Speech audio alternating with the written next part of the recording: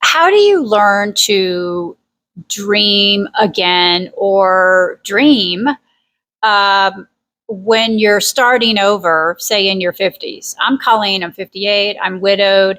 I've lost everybody and everything in the last 7 years, and I'm really starting my life over from scratch. And one of the things I've really come to realize is even before my life flipped upside down, I'm not sure I had a big dream or dreams for my third act. And I think a lot of it is we're not told that we're supposed to keep dreaming, right? We're not told we're supposed to keep dreaming.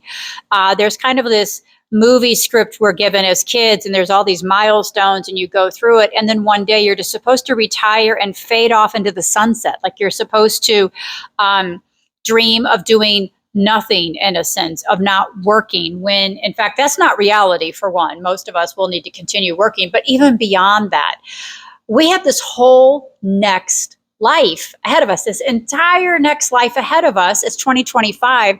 The longevity we get is incredible, but most of us haven't stopped to think like, wow, what do I want to do with the next 30 years? Because you literally could build a whole next life. And I think a couple things happen. For one, we're not told to keep dreaming, right? We're not told to do that. We haven't seen that modeled a lot yet. We're amongst the first generations that are getting this very healthy longevity. Number two, whenever you're coming into a big transition, and it doesn't matter if you've lost a lot or if you're really starting over from scratch, or you're just going through a natural transition into this third act, it is a big shift no matter what. And I think anytime we go through this big shift in our lives, there's like lots of layers of complexity to it. One, we kind of grieve the life that is no more. We mourn, what was, we kind of long for the nostalgia, the sense of the past, knowing full well that it's not there anymore, right? And you can't go back. So there's like this level of grieving and mourning. There's also a level of acceptance of like, okay, I'm here now. This is what I have now. Where do I go from here? And a lot of times it's letting go of things maybe that you thought were going to happen that didn't, whether it's a great loss or whatnot.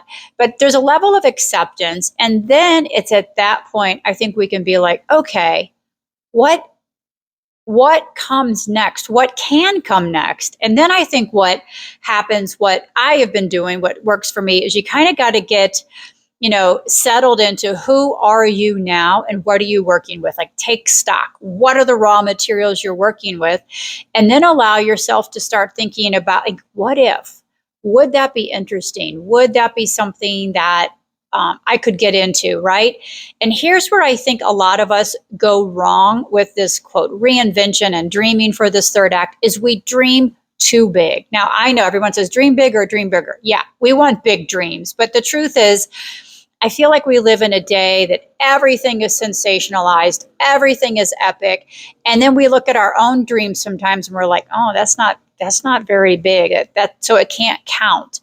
When in fact, I think it is our little dreams, our little aspirations, epic to us. They're epic to us. They're meaningful to us. They will have the greatest impact on our lives. And we need to let ourselves think about that. I also think it's really important to keep in mind that whatever we do in this third act, whatever dream you pursue, whatever it is, it's going to be experimental, right? Nothing in life is guaranteed. No move we make, no decision we make is guaranteed to be the absolutely positively right one. And this is it. This is the best thing ever. So we need to give ourselves permission to experiment. We need to give ourselves permission to, I always say you have to give yourself permission to make potentially bad decisions. Make a decision, go try the thing. If you like it, great, do more of it. If not, okay. So how do you mitigate the risk of that? Well, I think you do everything in very micro moves, tiny moves, tiny moves, tiny moves, tiny exercises, tiny activities, micro adventures, all the things. It does a lot. One, it mitigates the risk. Big decisions require big risk and potentially big consequences. Little decisions, little risk, little consequences. But when you do enough of them, it builds your muscle. It builds your comfort level with risk. It builds your comfort level with doing new things. It builds your confidence because you are doing new things, and that always brings a level of confidence. But it's also going to start pointing you in a specific direction. You'll try things. Some things will work out, some things won't. But those things that work out, okay, what can you do more of? What path might that take you down in your life? And you follow that. But I think a lot of it is about getting in action. We have to be intentional in getting in action when we want to build a third act and dream and pursue those dreams. We have to be in action. What does that look like? I think micro decisions, micro activities, micro moves can absolutely be the game changer because they're small enough to not like cause you to panic or overwhelm, but they're also big enough that it's giving you momentum. It's giving you momentum. So it is absolutely positively, you're capable of learning to dream again or just dream again for your third act. I think it needs to be, kind of see where you are, take stock of where you are, do the mourning and grieving you need to do from the past, the learning from the past, and then make a conscious decision. What might I want to do going forward? And how can we start seeing what that's going to look like in my life?